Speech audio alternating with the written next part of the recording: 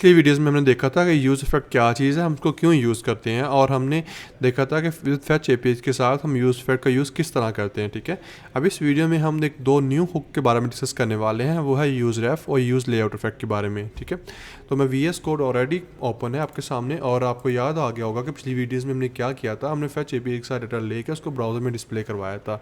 इस वीडियोज़ में हमने दो न्यू हुक्स जो कि है यूज़ रेफ और यूज़ लेआउट इफेक्ट के बारे में डिस्कस करने वाले हैं। तो सबसे पहले मैं पुराने कोड को कमेंट करता हूं ताकि हम इसी को यूज़ करते हुए इसी फाइल को यूज़ करते हुए एक न्यू कंपोनेंट्स बनाएं और उसमें यूज़ रेफ और यूज़ लेआउट इफेक्ट के बारे में आपको मैं एक्सप्लेन कर सकूं। ठीक है, तो सबसे पहले मैं आपको एक्सप्लेन करता हूँ यूज़ रेफ के बारे में। ठीक है, और उसके लिए मैं एक सिंपल सा एक फंक्शन बना लेता हूँ। ठीक है, कंपोनेंट सॉरी बना लेते हैं। ठीक है, इसको बोलते हैं माई रेफ के नाम से हम कोई भी बना लेते हैं। माई रेफ के नाम से ये मैंने सिंपल सा एक कंपोनेंट बना लिया और इसमें मैं रिटर्न कर लेता हूँ रिटर्न, और इसको ब्राउज़र पे डिस्प्ले करवा लेते हैं रिटर्न से दिस इज़ रेफ। ठीक है, और ये हमने बना लिया एक्सपोर्ट, और यहाँ पे डिफ़ॉल्ट और दैट इज़ कॉल्ड माई रेफ। ठीक है, ब्राउज़र में ये चीज़ डिस्प्ले हो जाएगी आपके सामने। ठीक है, दिस इज़ रेफ। ठीक है, अच्छा जी, अब यहाँ पे एक क्वेश्चन है आपके सामने कि यूज़ रेफ क्या चीज़ है और उसको किस तरह यूज़ करते हैं। अच्छा, जब भी आपने डॉम के अंदर एलिमेंट्स को डायरेक्टली एक्सेस करना हो जिससे आपका कंपोनेंट बार बार ही रेंडर ना हो रहा हो,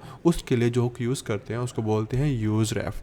ठीक है, एग्जांपल के तौर पर मैंने इस डिव को एक्सेस करना है और मैं नहीं चाहता कि ये चेंजिंग पे री रेंडर करे, तो उसके लिए हम यूज़ करेंगे यूज़ रेफ। ठीक है, और उसको मैं एक एग्जाम्पल के साथ आपको करके दिखाता हूँ। ठीक है, हम क्या बनाते हैं, सिंपली मैं कहता हूँ जी इनपुट रेफ के नाम से मैंने बना ली। ठीक है, और यूज़ रेफ हमने यूज़ कर लिया यहाँ पे। ठीक है, इसको बाय डिफ़ॉल्ट में करते हैं नल कर देते हैं।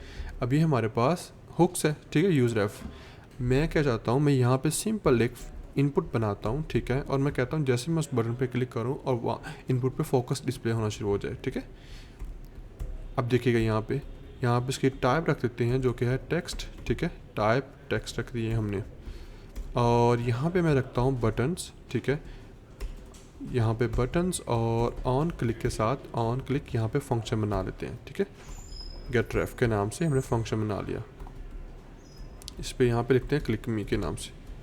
ठीक है, और यहाँ पे हम जाते हैं जी गेट रेफ, ये हमने सिंपल सा एक फंक्शन बनाया। ठीक है, और हमने फंक्शन बनाने के बाद यहाँ पे देखिएगा, अब मैं क्या चाहता हूँ, मैं चाहता हूँ जैसे मैं इस बटन पे क्लिक करूँ जो फोकस आए वो इनपुट पे आ जाए। ठीक है, अभी गेट रेफ यहाँ पे एरर आ रहा है क्योंकि इसको यहाँ पे हम क्या करते हैं जी कॉन्स्ट कर लेते हैं जी, कॉन्स्ट के साथ डिक्लेयर कर लेते हैं जी। ठीक है, फिर एरर नहीं आएगा, डिक्लेयर नहीं ना किया था हमने। अच्छा जी, ये देखिए मैं चाहता हूँ जैसे मैं क्लिक पे क्लिक करूँ यहाँ पे फोकस आए, यानी कि जो कर्सर ये वाला कर्सर मैं इस पर क्लिक इनपुट पे क्लिक ना करूँ, मैं बटन पे क्लिक करूँ तो ऑटोमेटिकली यहाँ पे कर्सर आ जाए। ठीक है, यहाँ पे क्लिक करूँ तो यहाँ पे ये जो कर्सर है वो बगलिंग करना शुरू हो जाए, यानी कि फोकस आ जाए इनपुट पे भी, यहाँ पे आपने कुछ लिखना है। ठीक है, तो उसके लिए सिंपली हम क्या करेंगे, हम उसको पकड़ेंगे इनपुट एफ। ठीक है, डॉट ग्रांट। ठीक है, और डॉट फोकस, फोकस के नाम का फंक्शन बना लेंगे। ठीक है, अब देखिएगा कि यहाँ पे ये जो चीज़ तो बन गई, मैंने बोला इनपुट पे जाओ, उसके अंदर करंट है और करंट के अंदर फोकस को पकड़ लो, लेकिन अब उसमें मैं एलिमेंट को कैसे पकड़ूंगा, तो उसके लिए हम यहाँ पे यूज़ करेंगे रेफ का एज एट्रीब्यूट, और वहाँ पे अपना हुक्स पास आउट कर देंगे। ठीक है, ब्राउज़र पे जाते हैं जी, और जैसे मैं यहाँ पे रिफ्रेश करता हूँ और क्लिक करता हूँ, ये देखें इसी के ऊपर फोकस आना शुरू हो गया।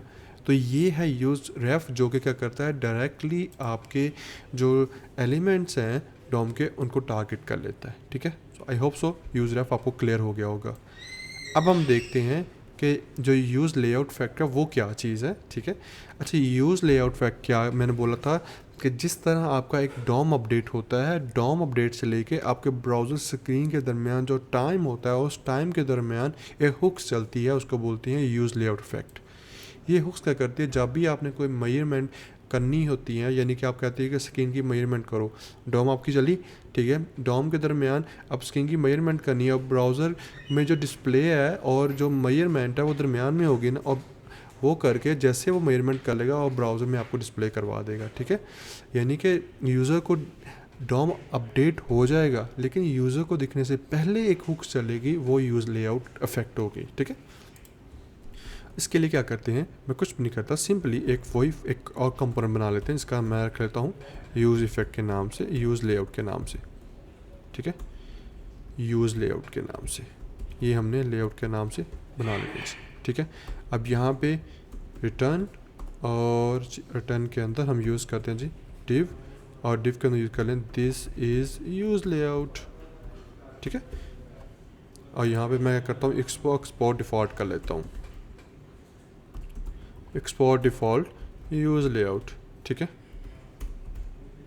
ये हमने यूज़ कर लिया, ठीक है। अब ब्राउज़र पे जाते हैं जी, देखिए हमारे पास आ गया। अब क्या करते हैं जी, मैंने बोला कि ये वो हुक्स होगी जो कि होगी यूज़ इफेक्ट की तरह ही, लेकिन चलेगी जब आपकी डॉम ही अपडेट हो जाएगी, लेकिन स्क्रीन दिखाने से, स्क्रीन पे पेंटिंग करने से पहले ये चलेगी, ठीक है। तो यूज़, हम क्या कहते हैं, यूज़ लेआउट इफेक्ट,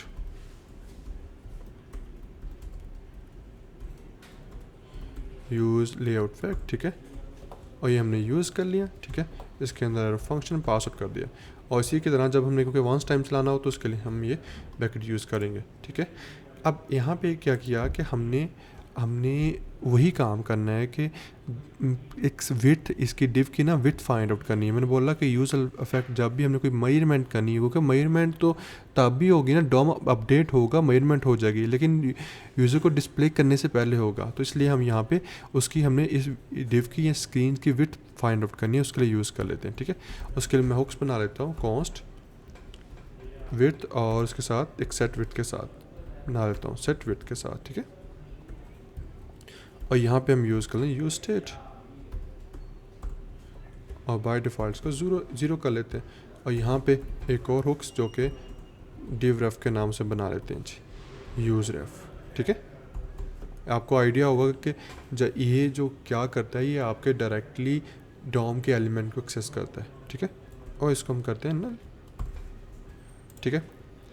अब ये यहाँ पे मैं इसको, इस डिव को देता हूँ रेफ, और क्या देता हूँ, यूज़ जो हमारे पास है डिव रेफ के नाम से, ठीक है। अच्छा जी, अब मुझे क्या है कि मुझे डायरेक्टली एक्सेस करना है किसको, इस विड्थ को, ठीक है। क्योंकि यूज़ इफेक्ट क्या करता है, लेआउट इफेक्ट आपकी मेजरमेंट के लिए ज़्यादा यूज़ होता है, तो हम सिंपली सेट विड्थ, क्योंकि उस स्टेट को अपडेट करने के लिए यूज़ होता है, तो उसको हम यूज़ करेंगे। सो डिव रेफ डॉट करंट, ठीक है, डॉट ऑफसेट आ जाएगा, ठीक है, of width set, of set width, ठीक है।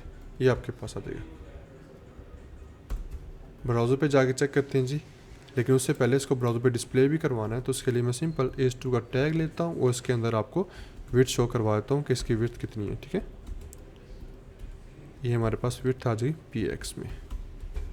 ब्राउज़र पे जाते हैं और चेक करते हैं जी, ये देखिएगा इसने क्या किया, आपकी स्क्रीन की प्रॉपर मेजरमेंट ली, वो मेजरमेंट लेके आपको ब्राउज़र पे डिस्प्ले करवाया, ठीक है। और वो डिस्प्ले तब करवाया जब आपकी डॉम तो अपडेट हो गई थी, लेकिन मेजरमेंट भी कर ली थी। अब मेजरमेंट कब होनी थी, क्योंकि जब डॉम अपडेट हो गई और इसको आपको दिखाना है, और दिखाने के दरमियान में इन्होंने मेजरमेंट की है, और वो आपको, उसके लिए हमने हुक यूज़ किया, वो है use layout effect. I hope so आपको यूज़ रेफ और यूज़ लेआउट इफेक्ट के बारे में अच्छे से क्लियर हो गया होगा। Let's meet in next video with another new hooks.